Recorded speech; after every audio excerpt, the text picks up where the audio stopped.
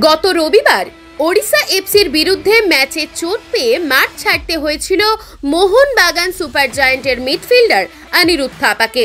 তার জেরে ভারতীয় দল থেকেও বাদ পড়তে হয়েছিল তাকে।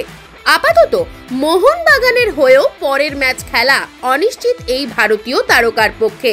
সূত্রের খবর, চোট সারিয়ে 23শে নভেম্বর জামশেদপুর এসসির বিরুদ্ধে ম্যাচে হয়তো ফিরতে পারবেন না তিনি, কারণ চোট সারিয়ে মাঠে ফিরতে অন্তত 10 দিন সময় লাগবে বলেই মনে করা হচ্ছে। ফলে এই তারকা মিডফিল্ডারকে ছাড়াই খালিদ জমিলের দলের বিরুদ্ধে নামতে হবে হোসে মলিনার দলকে। চোটের জন্য ওড়িশা ম্যাচে খেলতে পারেননি গ্রেগ স্টিওয়ার্ট, তবে জামশেদপুর ম্যাচে তাকে ফেরত পাওয়া যেতে পারে বলে মনে করা হচ্ছে।